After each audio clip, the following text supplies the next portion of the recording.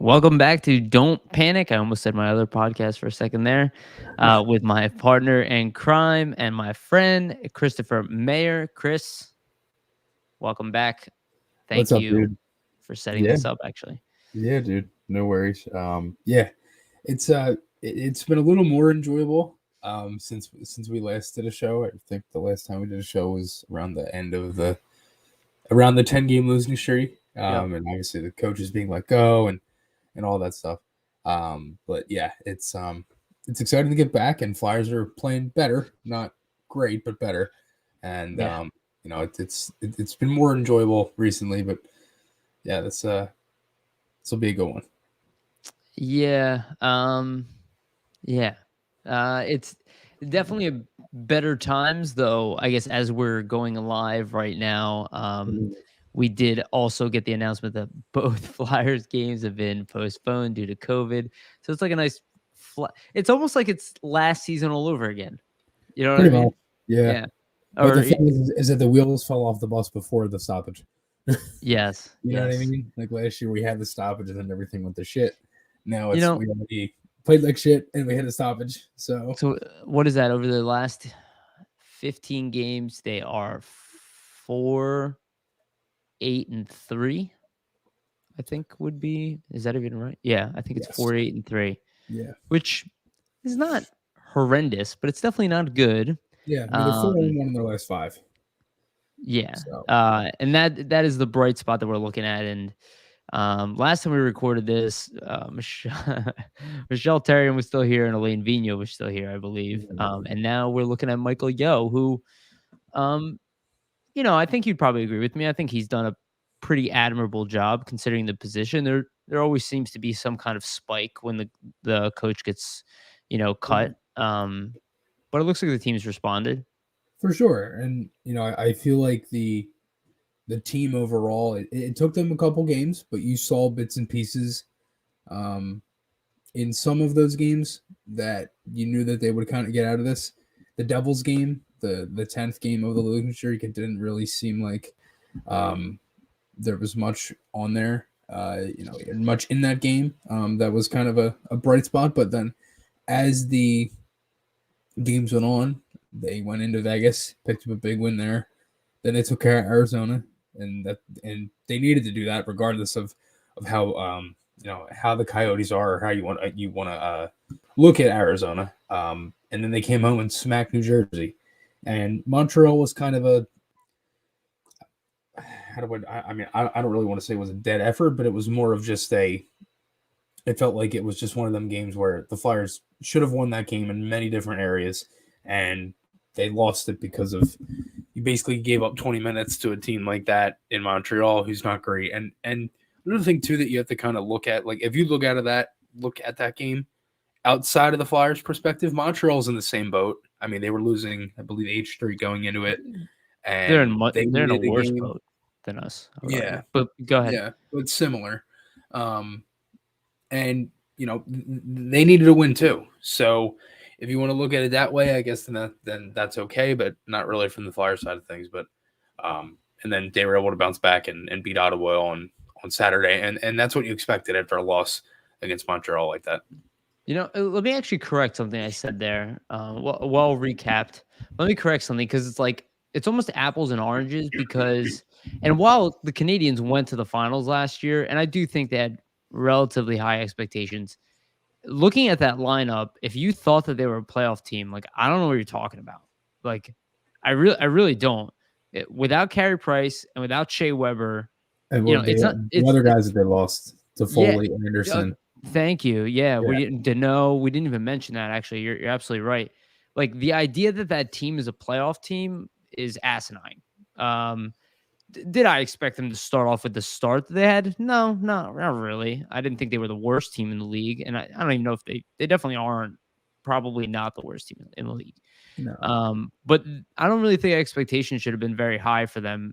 If they were, like, I don't. considering them going back to the regular Atlantic Division Yeah, too. yeah, exactly. I just don't think that the expectations for the Flyers were much higher.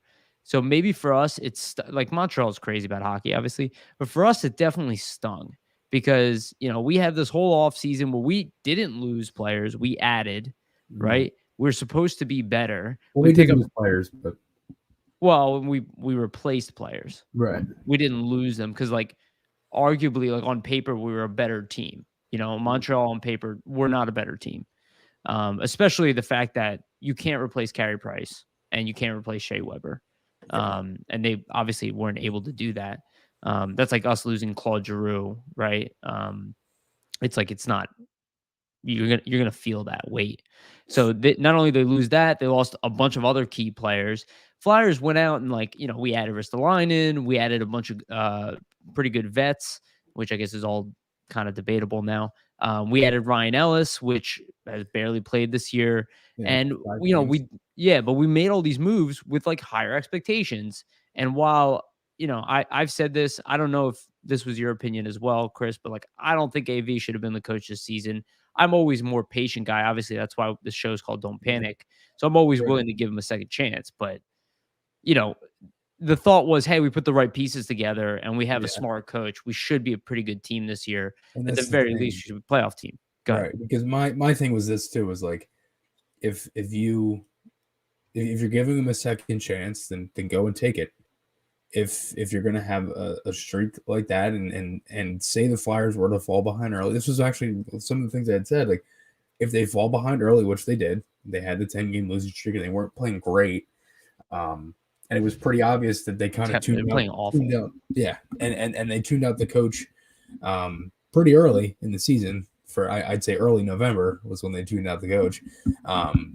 Then that's a coaching problem. I mean, if you have a complete roster overhaul and you get rid of Voracek, Hag, Elliott, Gostisbehere, many other guys as well, and then you bring in all these other guys and you add all that talent like you just mentioned, and you have the same issues, that's a coaching problem. So I was willing to give AV a second chance, and I just was I was surprised he didn't get fired after last season. Yeah, I said it over and over again. Yeah, I think everybody was, honestly.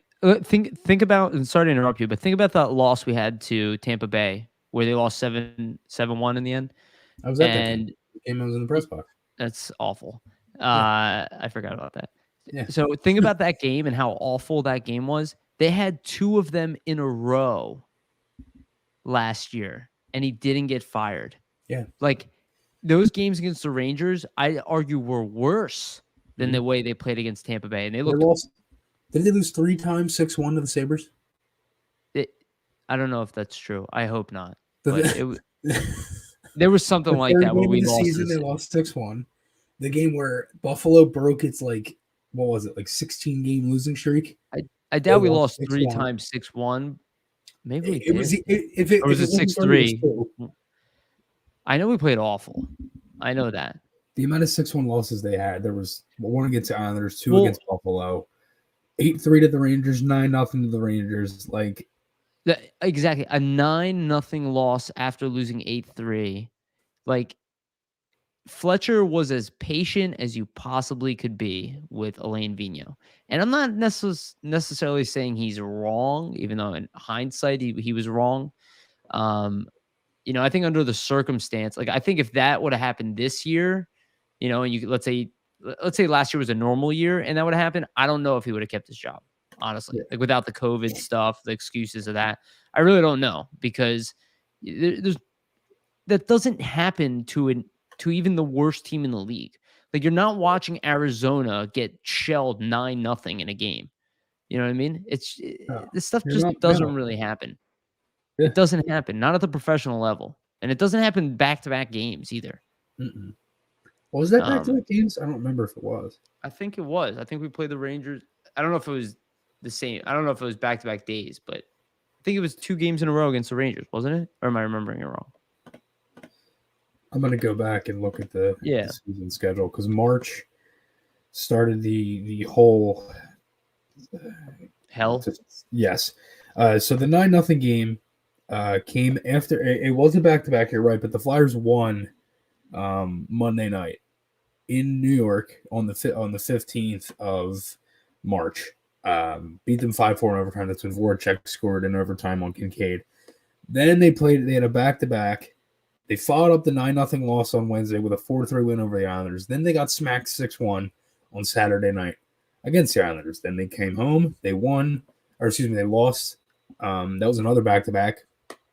Lost to the Islanders 2-1, lost to New Jersey, and then lost 8-3 to the Rangers on Thursday night at home. And then that Saturday was the game that Sam Morin scored the game-winning goal in the dying couple minutes there of the third. And that was essentially how March played out, and March ended with a 6-1 loss to Buffalo on the road. And also the game before that, they had to come back down 3-0 to beat Buffalo 4-3 in overtime in the third period to win that game. So that shows you how shit March was last year. Yeah, it was pretty awful, and we essentially saw a replicant of that. I actually say it wasn't as bad from a goal, like a defensive standpoint, but overall it was just absolute garbage hockey from the team, and I don't think that they would even argue that. I mean, nobody was really playing up to snuff.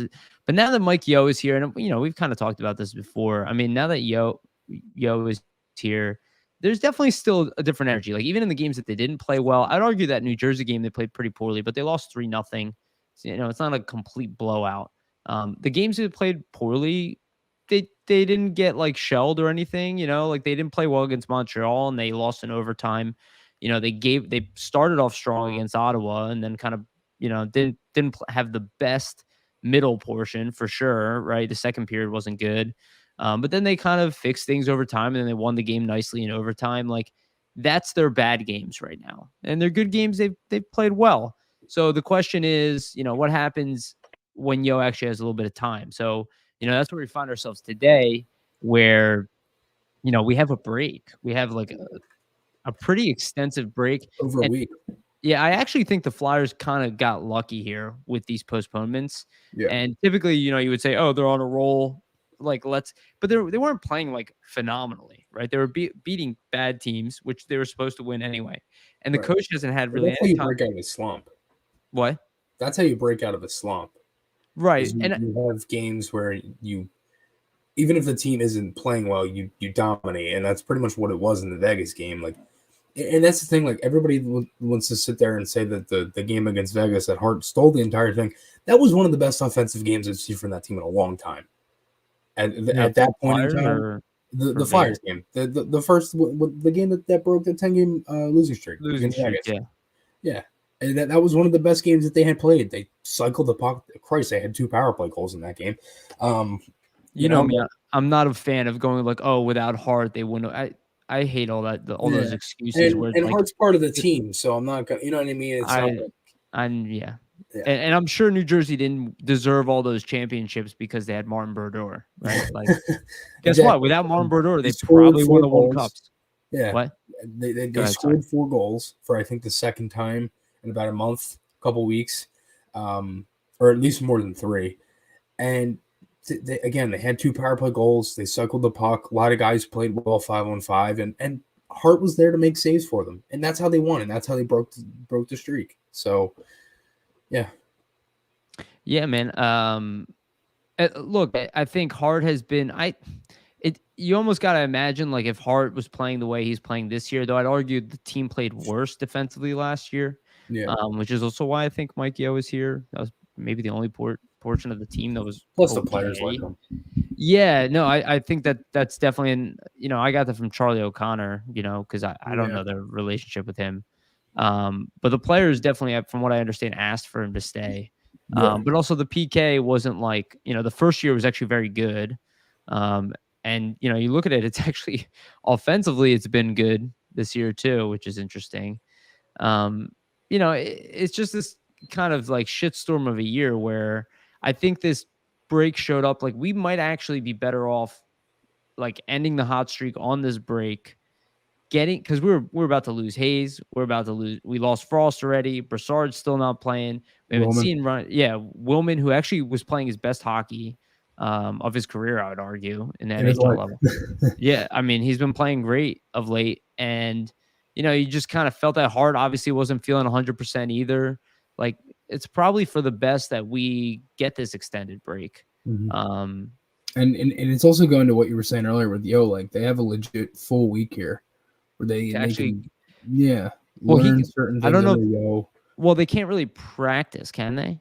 I guess No, they can't practice until 2 o'clock on the 26th. yeah. So So these are gonna be you healing got days, 3 days then, essentially. but it, 26th, 27th, 28th, fly out 28th yeah, for but Seattle. it does give the coaching staff time to prepare, right? Yes.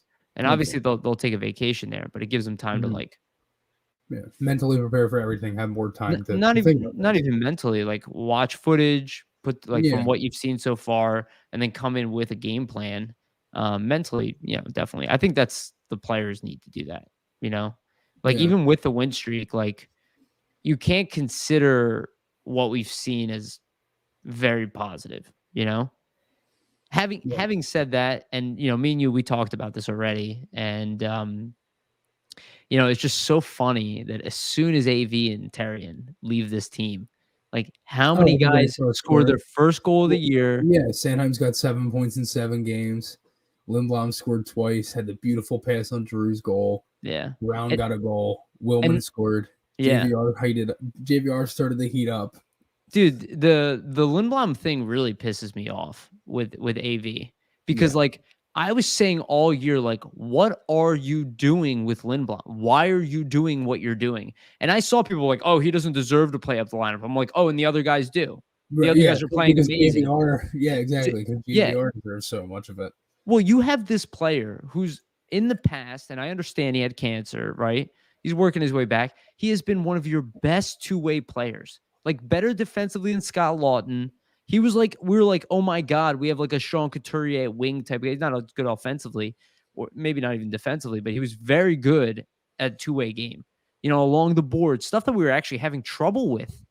And he just fourth line every game, fourth line, no Yeah. goals, fourth line. And like and it didn't even seem He got like there healthy. was Him and Patrick were healthy scratch this year at one point. yeah. For just no, like they were coming off a win, Yeah. and they both played well, and they were both healthy scratch. Yeah. I like I said, I think that you know, and I know Giroux's still unsigned, and I want to talk about that a little bit, but Mhm. like the thing is you see Lindblom get again, he didn't it wasn't like overnight. He started his confidence was low. He didn't Well, have my thing much is this. My thing is this though. Is like everybody wants to say. I didn't mean to cut you off. Everybody wants to say like he wasn't scoring. It's pretty hard to score on the fourth line when you play like 6 to 9 minutes a night, and and you're you're not playing with really Nate Thompson. yeah, and you're not really using an offensive position. I think 3 of those games he was on the fourth line with Connor Bonneman. Like, you got to be shitting me. Like, No, you no. can't put Lindblom on the fourth That line and expect him to do anything. well, that's kind of what I wanted to say is that like Yeah, you it's your job as the coach not to say, "Oh, this one is broken." It's how do I get Oscar Lindblom back to what he used to be doing? And it yeah, seemed to me like every time AV like something wasn't working his way, he'd just be like, "Well, I'm not going to use that. yeah. Give me another thing." And maybe I'm wrong, like I don't know Mhm. AV. I don't know him as a person. And quite frankly, this whole If you time he think about didn't it, seem like an asshole. What? no, he didn't. I mean, he from what I had seen and the way he treated like the media, like treated everybody with respect. Obviously, we It don't know doesn't what seem like a goes bad dude. on. No, I mean, we don't know what goes on in the locker room. That's a different story, and that's for the players, and that's going to stay there. But again, like he never seemed like he was a bad guy or anything like that, or he's like, Well, players hate, they hate playing for him and all this stuff. from what I understand, he wasn't talking to players much. He No, just he wasn't he communicating. Yeah, delegates, yeah, he didn't which is communicate. It which is was always an a lot issue. of the communication was with the coaching staff. Yes, which Was with I think Karen. Michelle Therrien probably is an asshole. Um,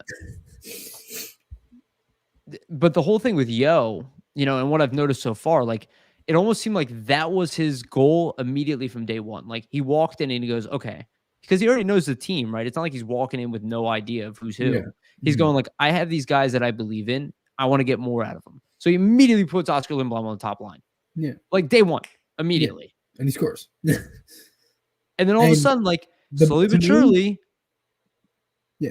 he's got what? And He's to got me, 6 points on the the year best now. thing He had one from point under that AV. game against Colorado was the fact that they went down 4-1 and answered and got 2 quick goals. Sure, they might have lost the game 7-5. Oh, he called timeout. Yeah, You talking about when he call called the timeout? timeout. Yes. Yeah, call the He timeout. rallied They them. come back. Yes, and they score 2 goals. They make the game a little closer than it is. Again, I know they did lose 7-5 and gave up 14 goals in 2 games, but you get my point. Yeah. Is they at least rallied where if that's a team literally the oh my god, the day before the day before the game would have been over, and it was over because when it was 1-0 Tampa Bay, it felt like there was no wind in the And Flyers there, sails at and that there was point. The game was done. and it didn't seem like there was like that was and dude, I like that you brought that up because that was so apparent. When I saw him call timeout, I was like, oh, how long has it been since I seen that? Where there are I times don't I'm even like, yo, remember AV, when he call called a timeout. timeout. I don't Well, remember one time. last year, I mean, his first year, he definitely did. It wasn't something he typically used a lot, but like, dude, your teams are like, they're not giving it to you. Like, rally them. Like, be that guy, you know, be their leader. Don't be their boss, you know? It's not a big How deal to be a do you boss. feel about this? Oscar.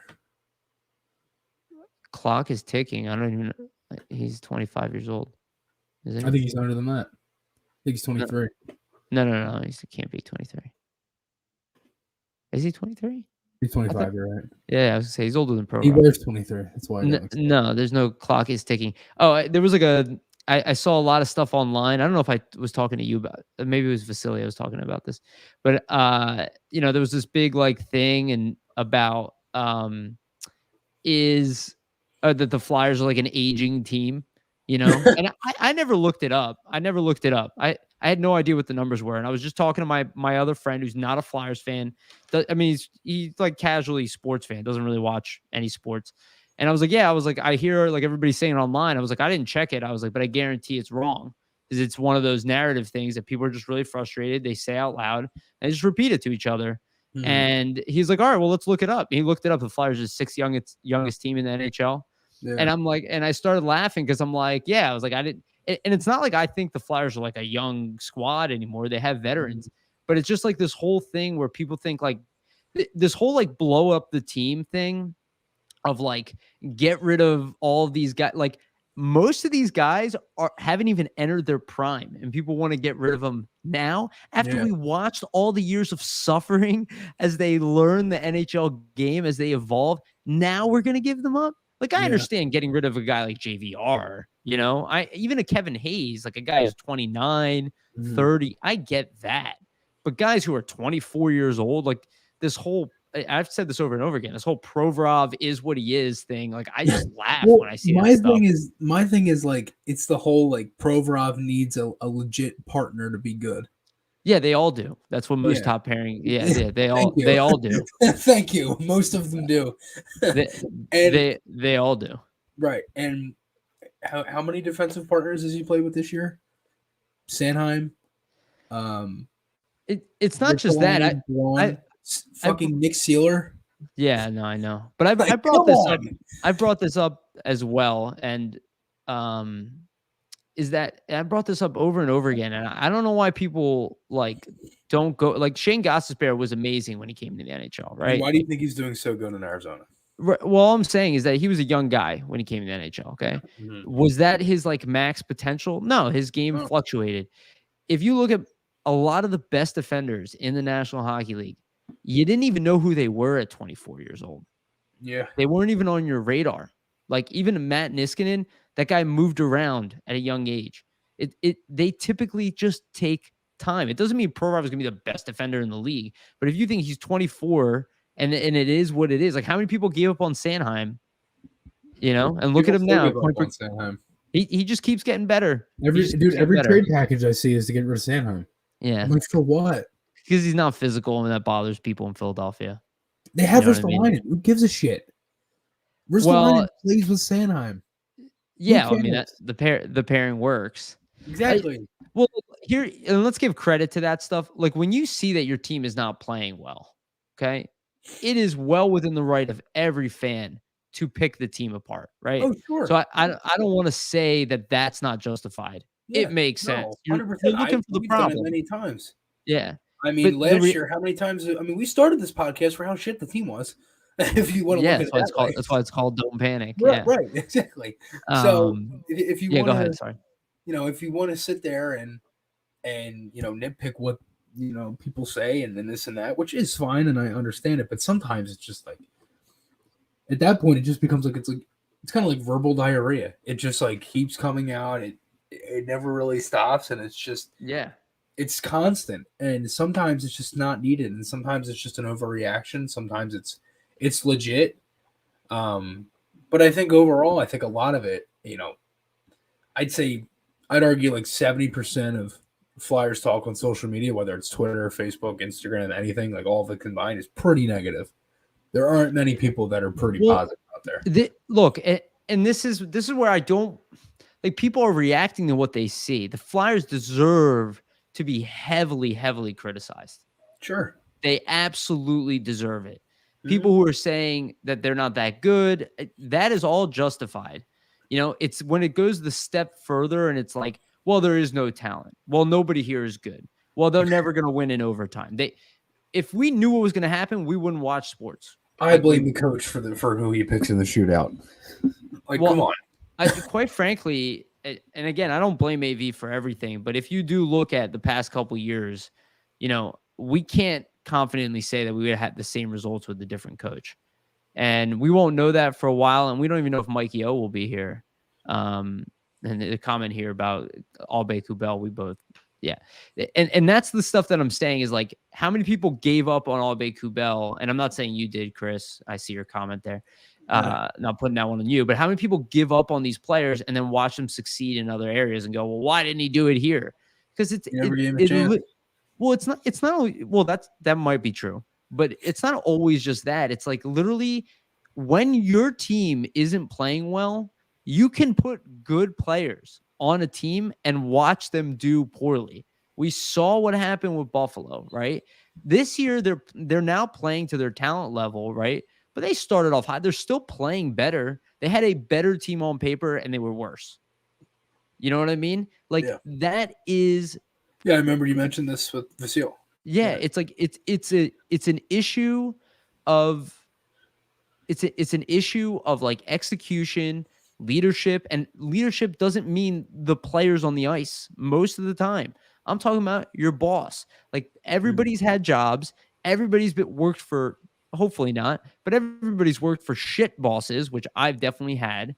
And there's a noticeable difference in the way the company runs. Like I even just got a brand new job for a company that is, quite frankly, right now one of the most successful startup companies in the world. Like it's called a unicorn company because the level of growth mimics like Tesla. Okay, so it's like insane. It's like on its path to be multi-billion-dollar company within a like a couple of years. The leaders are extremely noticeable, like in the way they behave, their mentality, their energy, their attitude, and it spreads to everybody else, right? And like it's the same thing in a locker room at a workplace. Like Chris, I know you're like, you're not working like corporate yet or whatever, you're obviously you'll get out of college, you'll deal with that shit later. But even the jobs that you've had, like when you have like a really good boss or a manager, like literally your staff will work harder for certain people. Like you need to have leadership that gets everybody to buy in. And this is what we're seeing with AV is they stop buying in. That's not the place they want to work. They don't want to work for him. Like they don't want him to be their manager. They want a new manager. Yeah. And that's the thing. I mean, when you, and again, I'm not going to sit here and talk about the Flyers that were older when they had different coaches and different guys. Like, again, like what you had just mentioned earlier, those guys were younger, getting in the league when Hackstall was here. And I'm talking Provorov, I'm talking Konechny, I'm talking Sanheim. Those were like the last couple years of Dave Hackstall. The main years that those guys had played here, and not necessarily played here, but played, were more comfortable with their game and in the league was with Alain Vigneault. I'm not gonna sit here and make it like that these guys just give up on a coach to give up on them, and it happens in the league. That it's why the coaching happens tenure, quite often. It's why the coaching tenure in the NHL is like 2.5 to 3 years, and many guys, very few guys last long. I mean, we saw Ken Hitchcock with St. Louis was what 15 years, or was that Dallas? He was in Dallas for a while. He was in St. Louis for a good amount of time. Paul Maurice, who just And then left he got with bounced. Yeah. Winnipeg, was 9 years, and Yeah. he did that himself. I He want to talk. walked I out. want to talk about that too. I want to Yeah. see what your opinion. But actually, let's segue into that really quick because we're talking about coaches. I feel like, what do you think about him stepping down? And I want to preface this that I saw a lot of commending, like to him, like praise to Yeah. him for doing that. What do you think about that? I mean, I kind of always thought of it as I didn't really know too much about the situation. I didn't realize Winnipeg, how they were doing. But one thing that I had noticed was if he was, if he's actively coming out and saying that I'm not doing it, then I think that's one of the best things he could have done. I mean, I think that's talking about showing that he wants the team to win. He wants them to succeed. And, it has nothing to do with the players. Obviously, he said that. And if it's, it's on him to kind of get them going. And if he's not doing that and the team isn't struggling, and I guess it's kind of why Winnipeg was, I guess you could say they were pretty good to be bad, but pretty bad to be great. You know what I mean? Like they weren't necessarily like the best team, but they were kind of. They have a good team on paper. They have a good team on paper. Mm-hmm. Yeah, they were in the mix for a handful of years there, and obviously traded some assets away a couple years ago. And I think there's a reason why they got to the conference finals a couple years back. And but yeah, I mean, if the guy isn't getting it done, then and he realizes that, then I think that's one of the best things that he probably could have done, honestly. Yeah. I don't have a problem with him necessarily stepping down. Mm-hmm. I thought it was weird that people were commending him like it was heroic to quit your job and to quit on your team. And the reason I say that is like the way we judge the players. If they're losing a game and we see them give up on the ice, how do we act? Everybody flips out. And they go, they're lazy. They don't have it. So why is he getting like they don't commended? have a lot of heart. Yeah. Why is he getting commended? Because he didn't get fired for quitting when things weren't going well. Again, I think he's well within his right, and I think he's a good dude, and I think he's obviously showed he's a good coach. But I don't understand why he's being commended for quitting. I guess because it's a different situation of we've never really seen this before. Guys like openly admitting that they're wrong, essentially. But like, I don't know. It's his boss's job to fire him. Yeah. You know what I mean? The Jets are 14-11-5. And they're in 5th. And he quit. Central. And And given he was doing it for 9 years. So like I think there's a level of frustration as well. You know? 6 points back of second place, 7 for first. So they were in the mix. Yeah. You know, they had a good amount of games played. They were 5-4-1 in their last 10. I just don't understand. Again, my whole thing is like I don't understand the perception of being like it's like heroic to quit. Yeah. That's what I didn't get. I'm like, where? No, it's not. I was like, you'd have to pull me kicking and screaming out of that locker room. I was not like literally, but you know what I mean? Like AV pretty much didn't like it was hard to see that he was fully bought in as the coach and he got fired. Yeah. You know? Like I just it's so rare that I see people like quit their jobs and get like commended for quitting. Yeah. Cause like it's like a participation award. Yeah. It's like, oh well, thank you for real. It's like he wasn't even doing that badly. You know? And maybe he felt but I guess the message just went stale. That's definitely possible. 9 years, you know.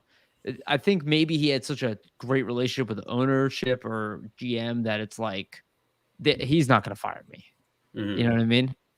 And he's like, maybe they were just riding Paul Maurice until they won a cup, and there was like, there's no, or maybe he just simply didn't want to coach anymore. That's what it really seems like to me. That's Yeah. kind of what I'm getting to. It's like, and at that point, it's Maybe, like, or he just needs a maybe break. maybe it was COVID. Like, oh, not this shit again. It's like he's like, I'd rather see my family again. Like, Yeah. look, again, I like the guy, so I'm not here to rip on him. I could see him coach I just again. didn't like the reaction to him quitting his job. Yeah, and that's not even on him. That's just on like people. No, it's not on him. That's what I was saying. I was like, people. I don't have a problem with No, him. but I that's just what you're noticed, saying. And I was kind of women. thinking, like, this is kind of weird, but I had kind of taken it as like, well, maybe it's just because we've never seen this before. But now that you're explaining it that way, it does sound like a little odd. Yeah. And this is my buddy Greg. Greg, thanks for writing, dude. It possibly, like, maybe he smelled something bad within the organization. It's definitely possible. Maybe it's what you just said. Maybe it's just he's not going to fire me, and he was just like, screw it. Screw it. Yeah. I don't want to do this anymore. Imagine he's sitting at on his hands and knees. Fire me. Just fire me. 14, 11, and 5. Yeah, 14, 11, and 5. They were. Doesn't that seem like you finish your season and go at the end of the season, be like, hey, I'm going to step away. You know, I feel like I need some time away from the game. When did he quit? Just, do you know the date? Do you remember the date? It was like, what, 2 days ago? Something like that? 3 days ago. Yeah, I mean, they had lost 3 in a row. I don't know if that was around when he decided to leave. Yeah. I think they had consecutive losses, which is why. And I think the word was that he's thought about it before, and they, like, every time they would lose a couple, the team would go on a little streak, and then he was like, you know what I mean? So he like, again, I'm not judging him too harshly because I don't know what he's going through, and it's 9 years the same place, like, right. Like, and it's also very similar players, and I think he actually was was he the coach that left Atlanta and then went to Winnipeg with them? I think he was the coach of the Carolina Hurricanes, if I remember correctly. He was, yeah. But I don't remember how long. I think he went to the finals after Laviolette and then went to Winnipeg. Did he win a cup with Carolina? Was that him? That was Laviolette. That was Lavi. Right. I think he was before Lavi. I think he I know Maurice. I think Maurice did win a cup though. Yeah, like I said, he's a good coach. I have nothing against him actually, at all. I just thought it was a very strange reaction.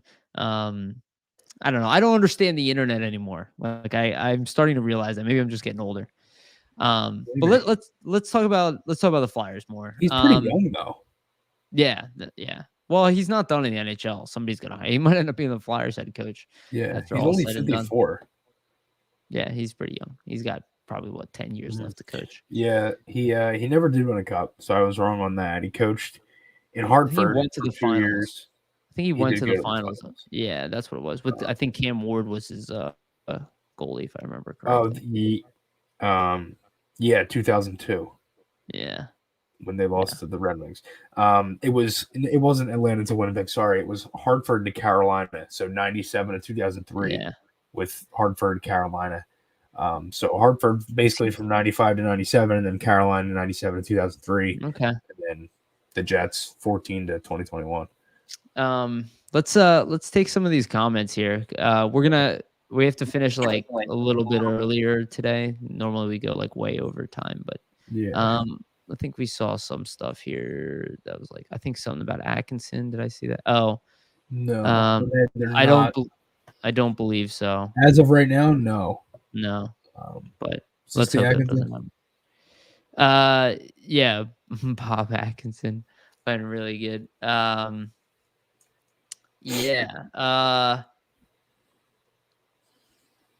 mean, yeah, he is.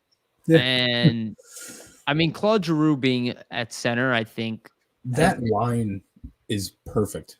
Let's talk about. What it reminds me of?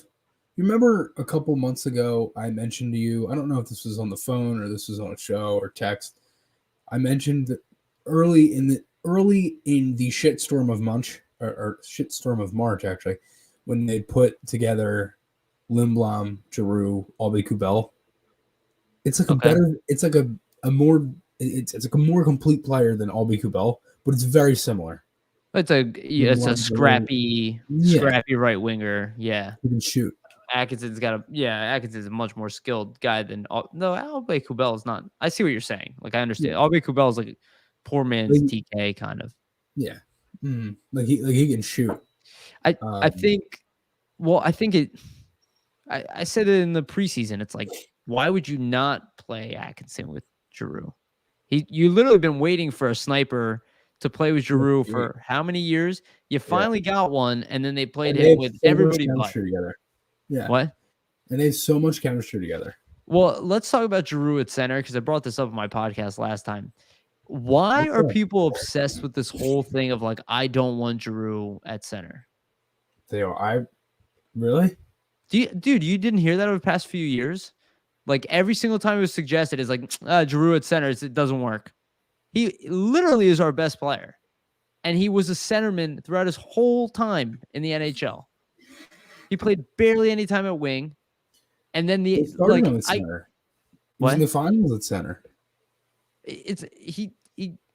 Was it what I don't don't understand understand good is had at wing? Well, I just don't understand why. I mean, he definitely had good. He can play any position. The guy is a superstar. He can play goal if you want to. Maybe he'd probably be better than some of the backups we've had over the years. Especially that season where we had 8 goalies. Like, just throw. We should have just thrown Giroux in there. What? Do you remember the 8 goalies? Pickard, Zepp. No, it was Pickard. Not Zepp. It was Pickard, Stolars, McKenna, Neuwirth, Lyon, Elliott. I'm at 6. Hart. Hart. And wow, who's the 8th? I mean, you did a great job so far because I didn't remember some of those. Who's the other one? Must have been a Phantoms guy. Yeah. Berube? No. Maybe it was. That's a tough one. I don't want to look it up because I'm close. I just think it's really interesting that, that people were so against Giroux playing center. And like the whole time I'm thinking like, we don't have any dynamic centermen. We have one on our team and we refuse to play him at center. Cam Talbot. Who for some reason was barely allowed to play. Yeah. And now he's fantastic in Minnesota. Again, who was the coach at the time that they want to play him? Yeah. So and that's kind of what I would have to imagine that that Fletcher's kind of frustrated with, the fact that he makes certain moves. Like I would have been super frustrated. Like I would have been frustrated seeing Lindblom on the 4th line. You don't want to tell your coach what to do. You want to give him freedom to coach his team, but it's like, I just don't understand some of the decisions that were made and not made. And I guess hindsight's 2020, but at the same time, like if I'm like bringing you certain things and you're not using them, it just confuses me. It just confuses me. The Ellis trade is killing us. I mean, I would not say it's killing us. Nolan Patrick did do their homework because the injury that he has right now is not an injury he's had previously. Well, the injuries he had before were shoulder, knuckle, and concussion. Well, I mean, just a groin. But it's also the issue that Nolan Patrick's career is in jeopardy again. With the head injury. Unfortunately, I feel super bad for him. And you know Jesse Granger, the athletic reporter for Vegas, tweeted out today was the first time he had seen Patrick in a non-contact jersey. Good. I just checked up on him 2 days ago, and I saw that that there was no timetable for his return. So I hope that he is back. Like I want to see the best for him. But again, you just look at the situation where you have a guy who with an injury history, and you have Myers. Like okay, but we have Ristolainen. Like the only thing that's killing us is that we don't have the assets for a big blockbuster this season. That's pretty much it. Like, especially in the and Chris, I see your comment about getting rid of JVR. I mean, we can buy him out at the end of the year. He makes $5 million as far as cap money. It'll buy us a bunch of cap space. Probably, I think it'll come out to be probably $1.5 million over probably 4 years, something like that per year. You don't want to do that, but that might happen. At this point, I don't know if the Flyers are ready to make any kind of decisions about personnel until they see the team turn around. Because, like, I think everything they'll do is in the offseason. Yeah, I mean, I really don't. I think Especially this the coaches, because well, that was this asked yesterday about hiring an assistant, yeah. and they said no. Fletcher I City mean, hasn't really looked at anything. I mean, you're asking a guy to learn the team too, and Think about it. They're playing well right now, regardless of how they're playing and how they're getting it done. They've got 9 out of a possible 10 points in the last 5 games. yes, which is literally the end all be all of how you make the playoffs right now. I think. Look, I think the reality is that you typically don't put an interim in and then bring in another coach like right afterwards. I've never seen that. So when he picked Mike Yeo, like he was pretty much saying Yeo's my guy for the rest of the year. Whether And clearly the players want that. Yeah. The question is, if he stays, that's going to be how the team performs. So that'll be interesting. But I think this, and again, I'm not trying to be harsh, but I think this last offseason, I think it needs to be the lesson learned. Something that I've been stating for like 3 years now on the podcast. Changing the players on your team is not magic. Like, how many new players are on this team? And now everybody's like, oh, they still start slow. Again, it has to be a team issue. Like, even bringing in one guy, short of it being like Connor McDavid level or even another Giroux level or any one of these big name guys, they will change something for sure. They're very difficult to get. There aren't many of them around the NHL. And if you can't go out and get one of the best players in the National Hockey League, you're probably going to be about the same unless you can execute better. Like the Bruins lost how many defensemen? They're still a good team. Like it's not just like, let me just like get rid of these guys who I think are a problem and bring it. That's not, it doesn't even work. And I see other people who are smart hockey people talking about this. It doesn't work. It doesn't work. It doesn't work that way. You have to get the most out of what you have, and then you insert a really good player, and then you go to the next level. But like, it doesn't work that way. Like you already have to be a good team to be successful. You have to get the most out of the guys you already have. And that was not happening. Hopefully it's happening now and moving forward. I think a lot of it is, honestly. I mean, again, they had one rough game, and that's going to happen. You know what I mean? You're going to have games where everybody kind of falls flat. And I think if you look at the team now and for what they've done in the last 5, I mean, they've had some pretty good moments, some pretty rough moments. It felt like last game was that was exactly how I wanted them to come out. You had a kind of a dud in the game there in Montreal, absolutely dominated the first period. I mean, like there was 2 legit full shifts where the Flyers could get like a third of a line change because that's how good they were cycling the puck in the center zone. And one of them resulted in a goal, the Lindblom goal that made it 2-0. I love that I'm sorry to cut you off, but I love that you pointed it out because that didn't happen at all under AV all season. No, not once. Didn't see it once. No, that's how good they were cycling the puck. And what's actually one of the main things Mike Yeo said he wanted to do day one he was hired as interim head coach. Have control of the puck. But have control of the puck. It's like it's fucking rocket science, right? It's like I just don't get it. Like that's what I don't understand with AV. It's like, dude, what were you watching? Like that made you think like that you should keep deploying what you were doing? Dude, I have no idea. Like there was 0 puck possession. Everything was every fucking thing was done. Everything. Yes. Everything. The game against Carolina was the prime example of it. Black Friday. Yeah. Oh my God. They score the early goal. They go down. They have a chance. Carolina comes back 2-3 minutes in our zone. Flyers go down in a chance. Carolina comes back. It's like, what the fuck? That was the system that he was deploying. Yeah. That's what I was watching. He told them to do that. Yeah. He told them to do that. Yeah.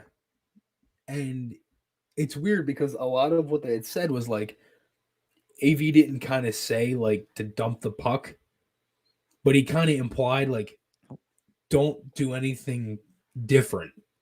So that's essentially saying dump the puck. You know what I mean? Yeah. Because I don't think he was saying if you're not that. letting your players be creative, they're not going to take risks. Yeah. Take risks. Take risks, be creative. Yes.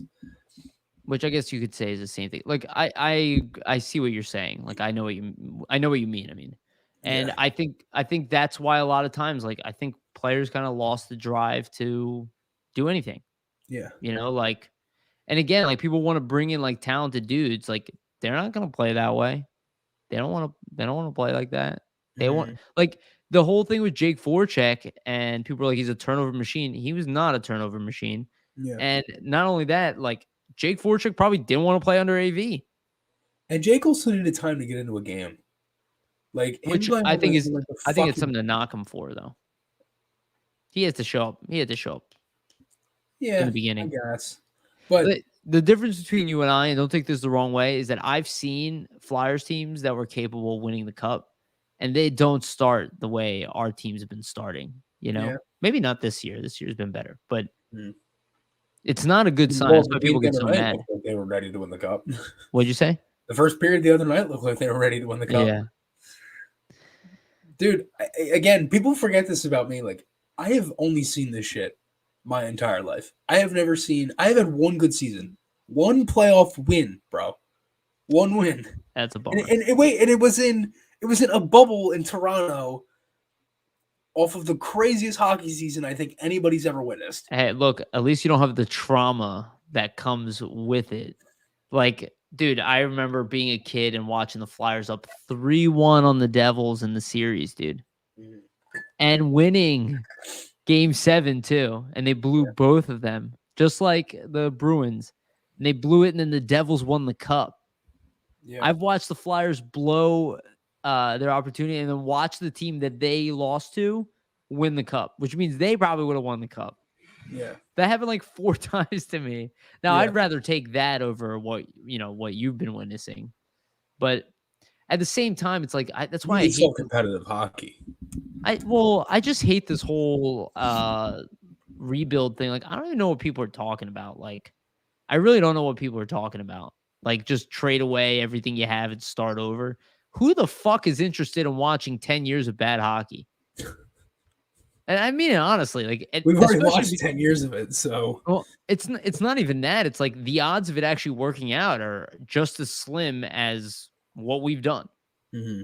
Like, there are plenty of teams that tanked and didn't get rewarded for it at all. Yeah. In fact, I'd argue if you really look at the Flyers' history, they're a much more successful franchise than like 80% of the league. Yeah. Most teams are not very successful in the NHL. Mm.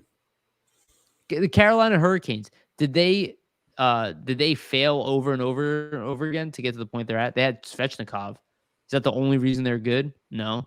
Aho was like a third-round pick, wasn't he? What? There's many reasons why they're good. Yeah, nobody knew who Jacob Slavin was. They have a good coach. They've built everything from essentially in the ranks of in their system. They've drafted really well. They traded for players when they were good. Like, they brought in Torchek when they were good. Mm-hmm. When they were playing well. Yeah. They made many moves, and they had those pieces for a while. They had Teravainen for a handful of years. They had Slavin for a handful of years. They had Razik for a handful of years. I think Chicago gave up on Teravainen too early, right? Mm-hmm. Nino Ryder. So yeah. No. I get that, and that's not the first time they did that, right? Last time they gave away a bunch of guys too after they won. Look at Nino Ryder, right? There's another example of a team being like, well, he's young and he's not giving us what we want, so we're going to trade him for this other guy who's a little bit older. He's a center, and then he ends up playing on their fourth line, and you end up losing the better player. It's like, we need to stop panicking with that. Like, we have to recognize that our leadership needs to be good first. Yeah. And right now, they haven't necessarily proven to be that. I don't know if Chuck Fletcher is the right GM. I think he's a smart dude. I think he's made some good moves. Mm-hmm. What's our final topic here? We got a few minutes left. Power play. Have you liked the power play recently? Like, and I'm talking like... Oh, it's been a night and day. No, but I mean like... Oh, the past couple games? The past like 3 games. I guess 2, because they didn't have a power play against New Jersey. Surprisingly, they scored 6 goals. I mean, if I'm comparing the way that they've been moving the puck on the power play in comparison to prior to Terrian, But that 4-3 in Montreal, and the shorthanded goal they gave up the other night. Yeah, I actually missed that goal. I was I forget where I was. I couldn't watch that early that second period. I missed it. I was like doing something with a family friends or something. It was brutal. Yeah, brutal, dude. But it was arguably the most lackadaisical play I've ever seen from Keith Yandle. Oh yeah, yeah. I don't want to harp on Yandle too much. No, that was dog shit. But and it wasn't just him. Chris said it here. That was Yandle's fault though. That wasn't the power play's fault. That was like, what the hell were you doing? But it wasn't just him though, because a couple guys could have gotten back and kind of were just like hesitant to move. But the way he was playing the puck, he was like, "Oh God, I know." It was like when you're playing NHL and your buddy like goes to rip the bong instead of holding the controller, and you're like, "Yo, dude, you have the puck," and he's like, "Oh, just 1 second." Yeah, it was not. That was brutal. It was absolutely brutal, and it's funny because I had watched. I forget what senator took the puck off of him the first time, because he lost the puck the first time, then they went back up the ice and lost it again. And I think it was Nick Paul on the Senators, and I watched him in warmups, and he was doing like some like disgusting shootout moves, and I was like, just watch this guy like undress somebody tonight.